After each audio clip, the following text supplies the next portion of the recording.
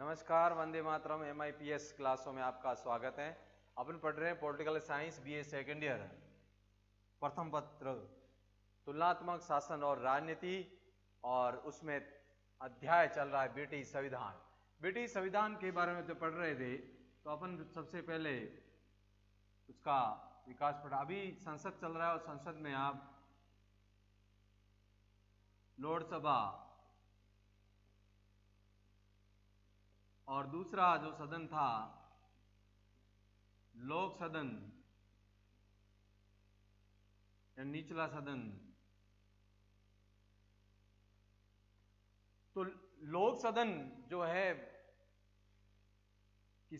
यानी संसद की प्रभुसत्ता बराबर लोक सदन, इसकी शक्ति मतलब लोक सदन की शक्ति। ये सर्वसर्वा तब होगा जब इसमें सर्वसर्वा शक्ति होगी। इसके साथ साथ अभी समझ लीजिए, क्योंकि अभी लोक सदन की शक्तियों के बारे में बात करेंगे, तो इसमें के बाद सीधा किसकी बात आ जाती है? मंत्रिमंडल। ठीक है, तो मंत्रिमंडल सीधा यानी कैबिनेट लिख, कैबिनेट।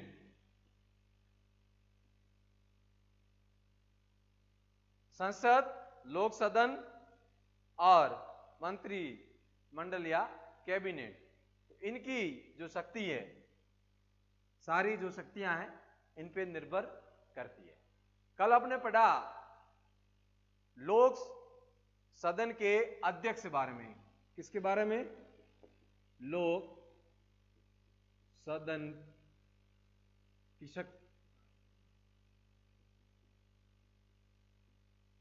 शक्तियों के बारे में, यानी उसकी शक्तियां और कार्य। आज बात करते हैं कि लोक सदन के अध्यक्ष की स्थिति। कि लोक सदन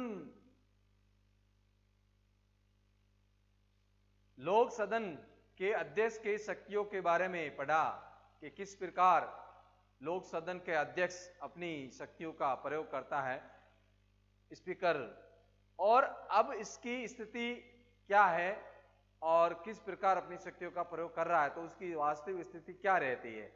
तो सबसे पहले जब इसका निर्वाचन आपने बात की थी, निर्वाचन यानी किस, इसका जो निर्वाचन हमने पढ़ चुके हैं, तो इसका जो निर्वाचन है वो निर्विरोध के रूप में होता है, लेकिन कई कई बार इसकी जो है विरोधाभास भी आती है। जब सर्वसम्मति से अध्यक्ष का निर्वाचन किया जाता है, उसके बाद जब ये निर्वाचन होने के बाद किसी भी दलीय व्यवस्था, दल का पद या किसी सभा जो राजनीतिक पहलू से जुड़ी हुई हो, परिस्थिति जुड़ी हो, उससे वो पूर्ण रूप से पृथक हो जाता है। यानी कहने का मतलब ये है, अध्यक्ष जो है किसी भी दल का जो जिम्मेदारी है वो बिल्कुल छोड़ देगा, निष्पक्ष रूप से सदन की कार्रवाई में अपनी भूमिका निभाएगा। ओंग और जंग इसके बारे में कहते हैं कि लोक सदन के अध्यक्ष, लोक सदन के जो अध्यक्ष यानी स्पीकर की सार्वजनिक रूप से किसी भी दल या दल की किसी भी सभा आयोजित, उसमें वो भाग नहीं लेगा, दलीय से पूर्ण रूप से अलग अपनी भूमिका निभाएगा। यानी राजनीतिक जीवन भर राजनीतिक दल से, चाहे वो जिस दल से था, चाहे मजदूर दल से है, उदार दल से, किसी भी दल से है, जब वो स्पीकर बन चुका है, निर्वाचित हो गया है, तो जीवन भर किसी भी दल से, चाहे वो सदन के कार्रवाई व्यवस्था हो या उस सदन के बाहर भी अगर राजनीतिक दल या राजनीतिक दल का चुनावी माहौल हो या सभा हो या उसके कार्यालय है, किसी भी कार्यालय राजनीतिक दल के कार्यालय में वो नहीं जाएगा। वो निष्पक्ष रूप से वो उसकी कार्रवाई मन से भी उस दल से पृथक हो जाएगा। ये आज के तारीख में जिस प्रकार राष्ट्रपति और उपराष्ट्रपति अपने राज्यपाल राष्ट्रपति जो बनते हैं तो दल से पूर्ण रूप से वो पृथक हो जाते हैं, जिससे कि है वो राजनीति का जो आपसी यानी किसी दल का पक्ष लेने की पूर्ण स्थिति अलग निष्पक्ष रूप से। अन्यथा अगर दल से जुड़ा हुआ रहेगा तो विरोधाभास उसके अंदर आएगा कि किस प्रकार दूसरे दल जो हैं उसमें भाग लेते हैं। तो ये तो स्थिति हो गई अध्यक्ष की। अब बात करेंगे लोक सदन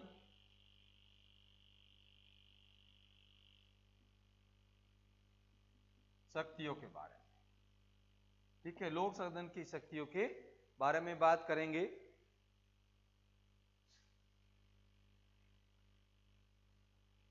लोकसभा, भारत की लोकसभा आपने पढ़ा है तो आपको ये बिल्कुल समझ में आ गया होगा कि लोक सदन की शक्तियां कॉमन्स हाउस ऑफ कॉमन्स की जो शक्तियां हैं वही शक्तियां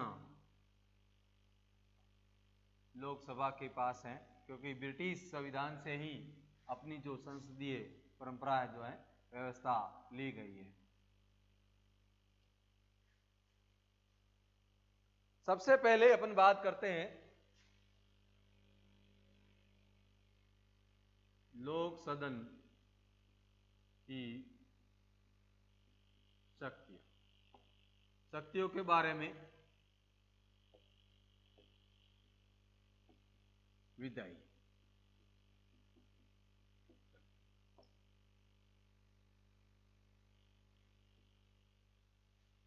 महत्वपूर्ण जो शक्ति है कानून बनाने की, वो सबसे पहले विधायी शक्ति के रूप में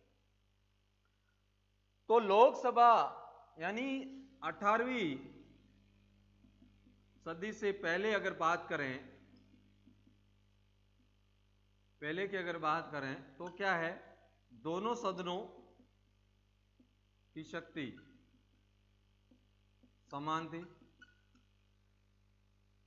ठीक है, लेकिन 1911 और 1949 के संसदीय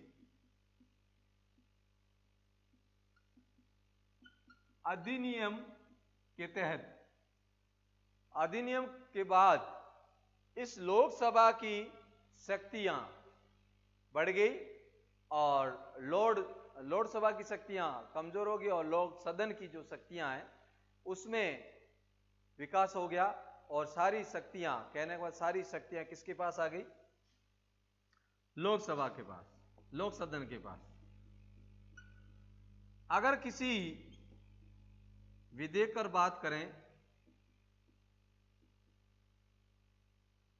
लोक सदन जब में पारित होता है, पारित होने के बाद एक बार पुनर्विचार, एक बार लोकसभा के पास गया, क्योंकि लोक सदन जब विधेयक पर चर्चा करने के बाद उसको लोकसभा के पास भेजता है और लोकसभा अगर विचार करके वापिस किसके पास भेज देती है? विधेयक के पास। और उसमें अगर उन्होंने कुछ संशोधन करके लोक सदन के पास भेजा है तो लोक सदन उस पर चर्चा करके उसमें विचार करके वापिस किसके पास भेज देगा? वापिस भेज देगा सदन के पास और सदन वापिस उस पर चर्चा करके लोकसभा के पास भेज देगा।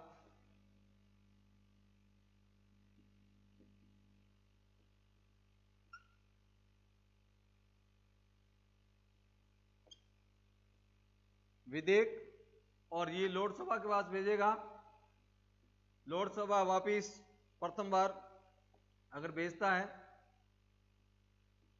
तो फिर अगर वापिस लोक सदन दूसरी बार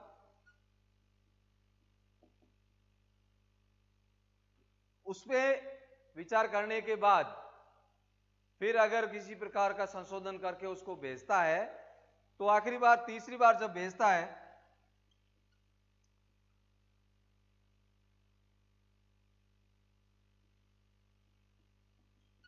इस बार भी 1 साल तक उस पे वो कोई विचार लोकसभा कोई विचार नहीं करती है। यानी वित्त विधेयक से पहले सामान्य विधेयक है लोकसभा में पारित होने के बाद चर्चा होने के बाद लोकसभा के पास भेजता, लोकसभा उसमें अगर संशोधन करके या कुछ संशोधन चाहती है कई बार तो उसको पारित करके उसकी तरफ से ओके करके भेज देती है लोक सदन का जो अध्यक्ष है लोकसभा का अध्यक्ष लोकसभा का अध्यक्ष साइन करके भेज देता है।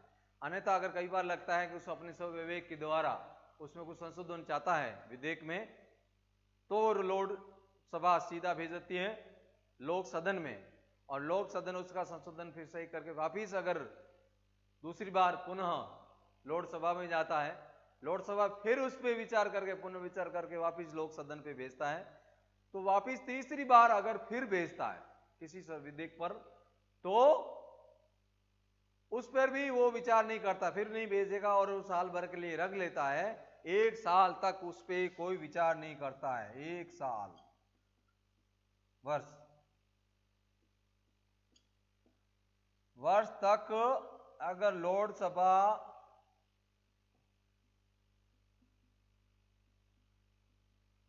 कोई विचार नहीं करती है उस पर कोई संशोधन या अपनी टिप्पणी करके वापस नहीं भेजती है तो लोक सदन उसको पारित माना या पारित कर देगी, फिर दोबारा लोकसभा को नहीं पूछेगी, इतनी उसकी शक्ति है। और कोई भी विधेयक पर चर्चा करना उसको वापिस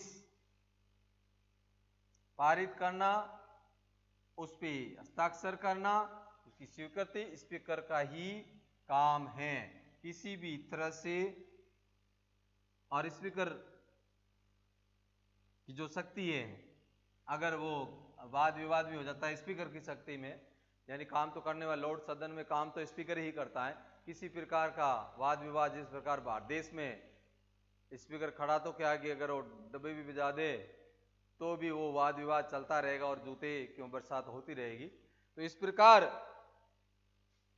उसमें कहते हैं जेनिक्स ने कहा था कि स्पीकर अगर खड़ा हो जाता है तो सारे सभा के सदस्य बैठ जाकर एक भी खड़ा हुआ नहीं मिले, कैसा वाद विवाद क्यों ना हो जैसे। लेकिन इतना करने की आवश्यकता भी नहीं पड़ती, वो केवल अपने कपड़ों की खड़खड़ाहट से ही पूरी सभा को शांत कर सकता है। इतनी शक्ति, यही शक्ति जब विधेयक के पास रहती है। लेकिन इसमें भी कई बार सवाल भी उठता है, कोई विधेयक पारित होता है तो उसमें सारे लोग उसमें अपनी भूमिका नहीं निभाते हैं। ज्यादातर जो शक्तियां हैं वो किसके पास होती हैं? मैंने बात किया संसद, जैसे संसद है इसकी प्रभुसत्ता, संसद के बाद सीधा लोक सदन, लोक सदन के बाद सीधा कैबिनेट। तो कैबिनेट होता है मंत्रिमंडल। तो कैबिनेट मंत्री जो कैबिनेट जो बना हुआ है वो बोर्ड पूरा उस पर ध्यान देता है, सारा चर्चाएं चलती किसी भी संस्था को लेकर उस ये बनती है। तो उसमें आप देखते हो कैबिनेट के लिए अलग अलग व्यवस्था है। तो जहाँ चुनाव भी होता है उसमें रहते हैं, बहुत कम समय में ऐसे विधेयकों में उनका भाग लेना जरूरी मानते। लेकिन मेन जो कार्य हैं या औपचारिकता जो बाकी भाग लेते हैं, लेकिन मेन जो कार्य हैं सारा कैबिनेट के द्वारा ही चलता है। सारा मंत्री ये जो विभाग अलग अलग, चाहे विधेयक का सभी ने मत दिया हो, लेकिन मेन विधेयक पर जो चर्चाएं चलती हैं या जो विधेयक का काम होता है, लोक सदन का जो काम होता है वो सारा कैबिनेट के आधार पर ही करते हैं। तो ये तो आपका हुआ विधायिका की बात। अगली अगर अपन बात करें तो वित्तीय लोकसभा से ज्यादा लोक सदन के पास शक्ति है और लोक सदन निचला सदन है और उच्च सदन जो है लोकसभा है, लोकसभा के सदस्य। दूसरा, वित्तीय शक्तियां। वित्तीय शक्तियों में वित्त विधेयक जो है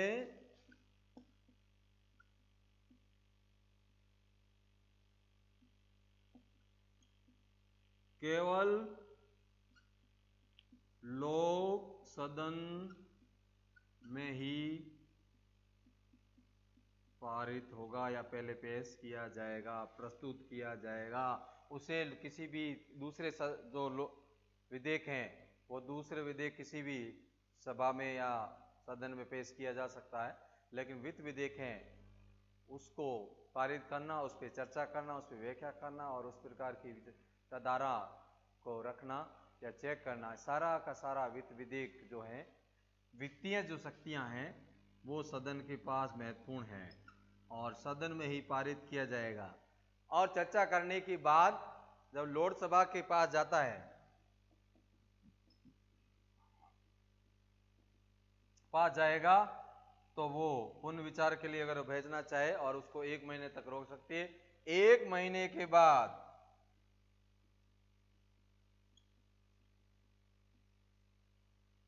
उसको वापिस भेजने की आवश्यकता नहीं है, ना उसकी जवाब की आवश्यकता है। लोकसभा लोक सदन उसको अपने हिसाब से पारित कर सकता है। तो यहां कई बार रहता है, जिस प्रकार बजट की बात करें, वित्तीय शक्तियों की बात करें, तो बजट के लेकिन कहा जाता है पूरा मंत्री जो मंडल यानी कैबिनेट है, मंत्री परिषद नहीं कैबिनेट है, वो कैबिनेट अपने हिसाब से, कई बार सवाल होता है कि जो बजट पेश किया गया है पार्लियामेंट में वो बजट केवल पुराने ही पेपर को चेंज करके नए कवर को चढ़ा दिया गया है। तो इसकी इस प्रकार की धारणाएं आती है, कौन सी योजना आती है, तो मंत्री जो है, मेन जो मंत्री है, कैबिनेट मंत्री है, वो ही उस पर विचार करके ही पेश किया जाता है। इसलिए इस प्रकार के सवाल या प्रश्न उठते हैं। हर देश के मंत्री, चाहे वो भारत देश का हो चाहे दूसरे देशों का हो, तो उन देशों चाहे अमेरिका का हो, तो कहीं ना कहीं उस मंत्रिमंडल के पास सब सर्वशक्तियां होती है।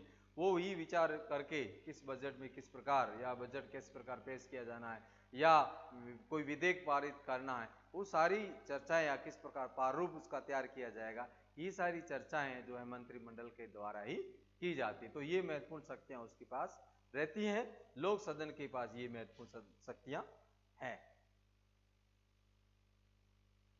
और कार्यपालिका की बात करें, तीसरा है कार्यपालिका।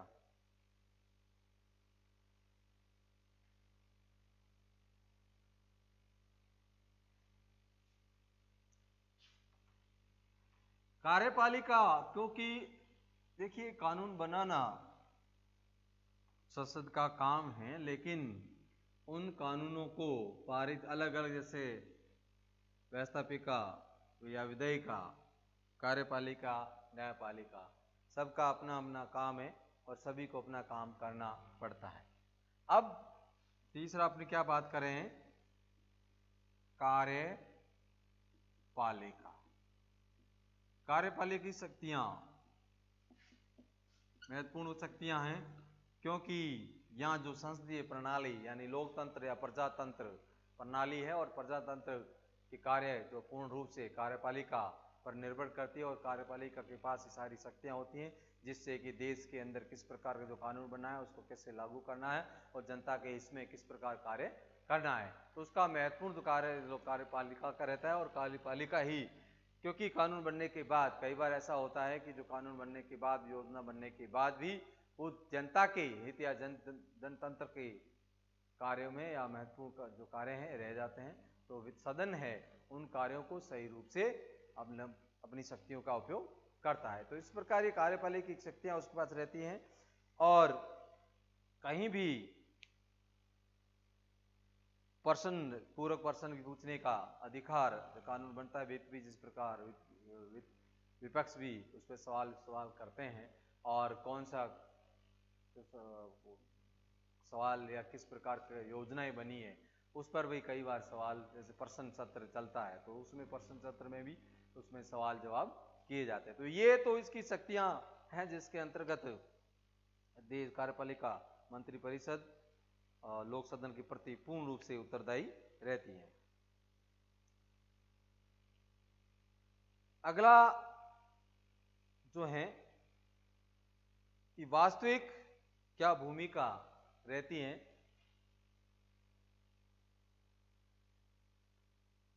कि सदन के अंदर वास्तविक क्या भूमिका है।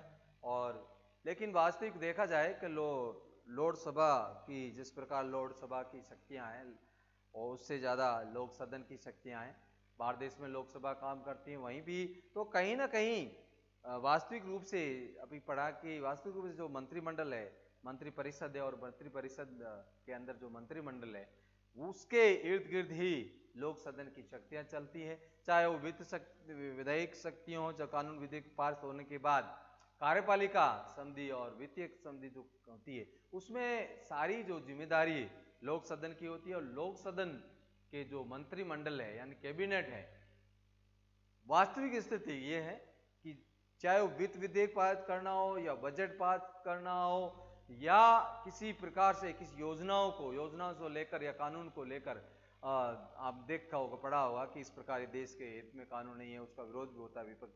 तो ये सारा जो खेल चलता है या जिस प्रकार विधेयक बनता है, ये सारा मंत्रिमंडल के द्वारा ही बनाया जाता है, वो ही उसके आधार पर कार्य करती है। स्पीकर अपनी भूमिका निभाते हैं और लेकिन मंत्रिमंडल के पास सारी शक्तियां रहती है। तो इस प्रकार मंत्रिमंडल के पास सर्वशक्तियां हैं और वो इस प्रकार अपना कार्य करती हैं। तो ये थी उसकी कुछ शक्तियां। और मोटे तौर पर अगर पर देखा जाए कि वास्तविक शक्तियां क्या है, कि शासन को मर्यादित रखती हैं और लोक सदन की जो वास्तविक शक्तियां हैं यानी अनुशासन के रूप में, इसके दूसरे साथ में वास्तविक शक्तियों की अगर बात करें, ये तो मेन दो शक्तियां हैं कि लोक सदन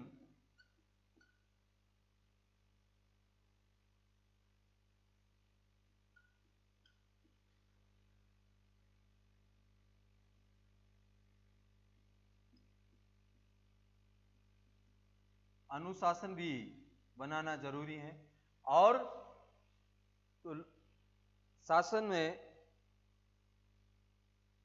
यानी अनुशासन यानी शासन में शासन इस प्रकार चलना चाहिए लोक सदन के अंदर, जो देखने को आपको मिले कई बार जो शासन है इस प्रकार की प्रक्रिया रहती है कि देश का कानून बनने के बाद भी देश का जो जनता की और कई हड़तालें हो रही है या हंगामा हो रहे या शासन इस प्रकार चला रहा है जिससे कि देश की जो स्थिति है वो तो परिस्थिति है या जो अनुशासन होना चाहिए देश में या राज्य में, वो अगर अनुशासन पूरा तंत्र हिल जाता है, उस तंत्र को मर्यादित तरीके से चलाना।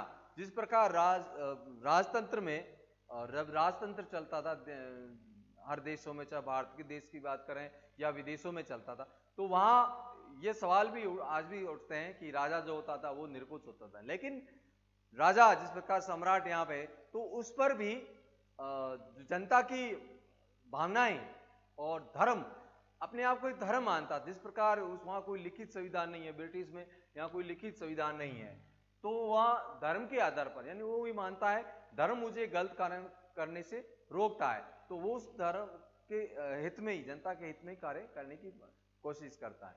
तो ये यहाँ भी एक मर्यादित यानी लोक सदन जो है पूरे तंत्र को मर्यादित रूप से रखती है। और दूसरा तो इसकी जो शक्तियां हैं बात करें, राजनीतिक शिक्षा जनता को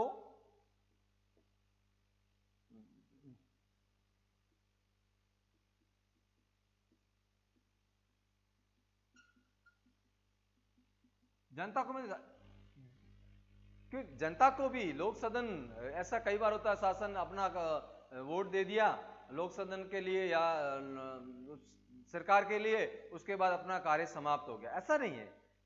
सदन भी ये चाहती है कि जनता को ये पता होना चाहिए कि देश के हित में कानून या जो कानून बनाए जा रहे हैं वो जनता के हित में बने या नहीं बने, जनता के पक्ष में है नहीं, जनता इस पर ध्यान दे रही है नहीं दे रही। जनता को इस बात का आभास होना चाहिए कि लोक सदन में या विधायक द्वारा जो कानून बनाए जा रहे हैं या बनाए गए हैं वो या योजनाएं चलाई जा रही है वो वास्तव में जनता के लिए है या नहीं है। तो जनता को भी राजनीतिक काम में या राजनीति की जागरूकता, राजनीति के बारे में जानकारी होनी कि देश की राजनीति जो है आज की परिस्थिति में देश की राजनीति क्या है, और इस परिस्थिति में इस राजनीति पहलू को आने वाले भविष्य में देश की किस जो है अर्थव्यवस्था किस ओर जाएगी या उसकी जो शासन प्रणाली किसकी ओर जाएगी, किस प्रकार से देश चलेगा। तो ये सारी चीजें भी देश की जनता को जागरूक करने का काम भी लोक सदन का सबसे महत्वपूर्ण जो काम है वो है कि ऐसे महत्वपूर्ण नेता देना जो देश के हित और जनता के प्रति, चाहे वो चर्चिल हो तो जनता के जो हित में और जनता के प्रिय जो हो और जनता के यानी लोकप्रिय नेता देना। कई जो नेता होना या जनप्रतिनिधि होना महत्वपूर्ण नहीं है। जिंक ने कहा है कि दूसरे देश में चाहे अमेरिका हो उससे अलग रास्ते, उसको लोकप्रिय होने के लिए कई अलग भी रास्ते हो सकते हैं। भारत और ब्रिटिश में एक ही रास्ता है कि लोक सदन में अच्छे जो है नेता और वक्ता के रूप में जो देता है बनना है, तो एक ही रास्ता है लोक सदन, जिससे वो जो है अपनी जनता से लोकप्रियता लानी है। तो एक ही रास्ता है वो है लोक सदन, जिसके द्वारा वो देश के हित में काम करेगा। तो कुशल राजनीतिज्ञ या जो है चयन करना और अच्छे नेता देना। तो इस प्रकार वेलफेयर है वो भी 28 साल के लिए रहे थे, और उसके साथ चाहे वो लॉर्ड और चर्चिल जो हैं ये 40 वर्ष तक रहे प्रधान। तो इस प्रकार जो है अच्छे नेता को चुनना और अच्छे नेता को वक्ता को देना ये लोक सदन का ही शक्तियां में आता। तो इस प्रकार ये लोक सदन की शक्तियां हैं, लोक सदन की वास्तविकता क्या है, लोकसभा और लोक सदन आप अगर कंपैरिजन करते हैं तो आपको सारी चीजें समझ में आ जाएगी। तो ये तो रहा लोक सदन। और दूसरा, महेश शिक्षण संस्थान द्वारा जो संचालित Mahesh institute of professional studies यानी महेश कॉलेज, जिसके अंतर्गत बीएससी, बीए और बीसीए के प्रवेश नए सत्र 2020 और 21 के आरंभ हो चुके हैं। और आपके मित्रों को, जो आपके मित्र 12th साइंस और आर्ट्स में पास किया है, तो प्रवेश दिलाएं। और जिस प्रकार आज के जो वर्तमान पहलू हैं उसको ध्यान में रखते हुए और कई राहत दी गई है और बच्चियों के लिए भी, और जो आपकी कॉलेज जो आपका है और आप पढ़ रहे हैं तो अपने मित्रों को भी इस कॉलेज में लाइए। जिस आपका जो संपर्क सूत्र आपको ध्यान है 8106167777।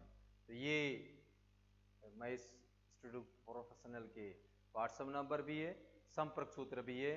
तो आप अपने मित्रों को बीएससी और बीए में आपके सबसे बढ़िया जो है आपको पता ही है ज्योग्राफी, हिंदी, हिस्ट्री और पॉलिटिकल विषय हैं जो आप चुन सकते हैं। तो इसके साथ मिलते हैं कल। वंदे मातरम। जय हिंद।